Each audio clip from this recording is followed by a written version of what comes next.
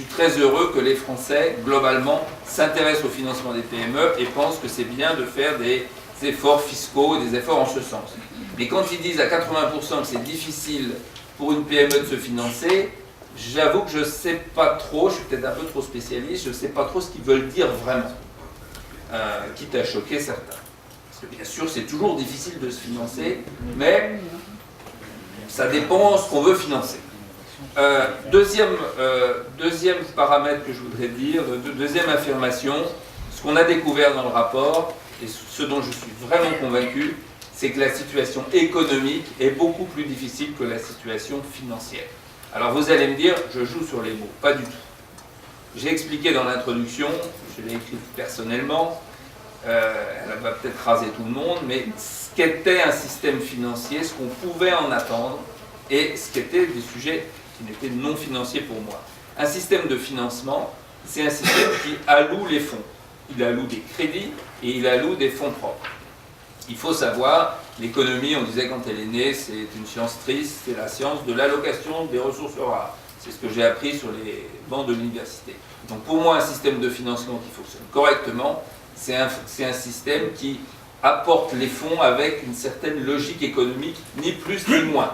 Ce n'est pas un système, parce qu'il n'y en a pas, nulle part, qui apporte tous les fonds dont toutes les entreprises ont besoin, parce que ça, c'est impossible. Ou alors, il faut vivre dans l'abondance financière totale.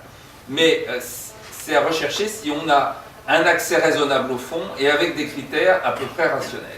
Et donc, quand une entreprise a du mal à se financer, et là, je fais une parenthèse sur mon expérience de médiateur du crédit, vous avez deux grandes raisons, en fait. Soit le système bancaire est en train d'avoir des problèmes colossaux, c'est ce que René Ricol a connu quand il a créé, à la demande du président de la République, la médiation du crédit, et c'est la situation que j'ai connue quand je lui ai succédé à la fin septembre 2009. On avait encore un système bancaire qui avait des difficultés, et donc on pouvait avoir des difficultés qui étaient liées au système de financement.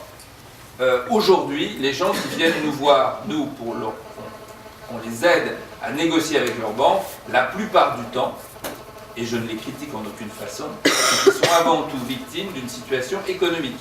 Problème stratégique, problème de compétitivité, problème de relations entre actionnaires, problème de déséquilibre de leur bilan. Donc, si vous voulez dire qu'on va les sauver uniquement par des mesures financières, c'est une illusion. Là, on arrive souvent, nous, à les aider, mais on les aide en essayant de regarder d'abord pourquoi le financier veut partir en courant. Puisque si on m'appelle, moi, c'est parce que le financier commence par dire non. Le financier, c'est le banquier. Il dit non, moi, je ne peux pas prêter. Nous, on essaye de regarder pourquoi il a dit non, et on essaye d'aider. Donc, il faut bien distinguer ce qui est financier et ce qui est économique. Et on pourrait avoir tous les fonds de capital risque qu'on veut.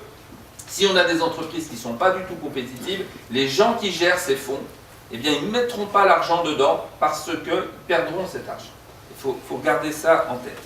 C'est vrai que quand on interroge, et on l'a fait dans l'Observatoire, les sources de financement, eh bien, on s'aperçoit, et les sources de financement longs, eh bien, on s'aperçoit que les banquiers disent on fait notre métier, mais ça va plutôt être un peu plus difficile et un peu plus cher à cause de BAL 3. Quand on va voir les assureurs, c'est pire. Eux, ils disent nous, notre boulot, ça va être de diminuer l'allocation action globalement, et plus précisément sur les investissements dans le non-coté, ou les PME non-cotées, ou dans le capital risque, on va réduire drastiquement.